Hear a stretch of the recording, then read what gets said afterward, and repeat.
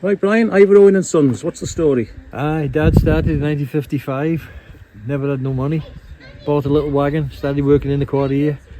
There was 5 kids to bring up, and he didn't have much money at all. But as he progressed, he went to 2 trucks, and then when I was 15 I joined him, and I was a lime spreader driver, spreading agricultural lime on the land, and it just progressed from there. When Tarmac took over in the 60s, he employed a few men then, and then I got 4 brothers. We all came into the firm as they were coming 21 and they got their heavy goods. They all joined the firm, like. So he sadly, the old man died in 1976.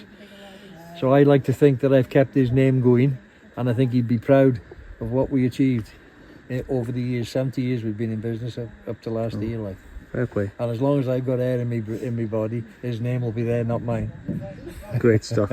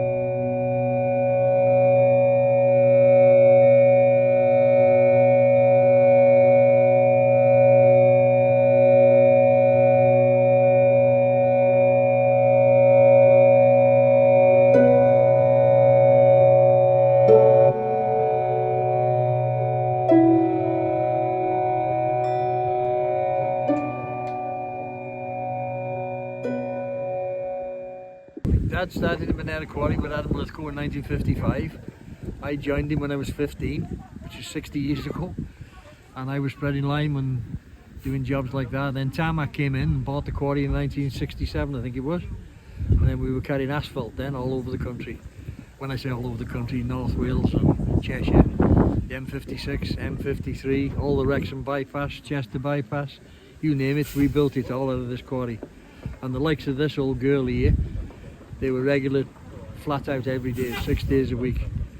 And the colour scheme is Tarmac's colour. Their motto was painted in their colour, and they give you preference of the work, you see, which was good. It suited us, like. And yeah, we were very busy up until 93, the sad day when they shut it down, sold it to Lafarge.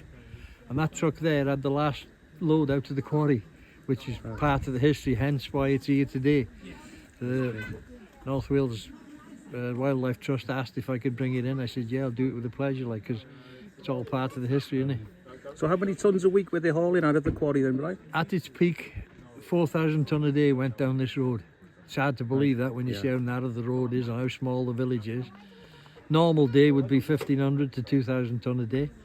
And this is asphalt, stone, aggregates, all sorts of stuff. But it was the asphalt plants that were making the money for Tarmac, like. I see. That's where the money was, the black stuff, as we call it. So, and how did the quarry closure come about? Oh, a firm called Lafarge came in and bought it to keep the opposition up the road going. Their nearest quarry was 6 miles away. This didn't close because it ran out of material. It just closed because they shut it down to keep their other quarry going. Political, really.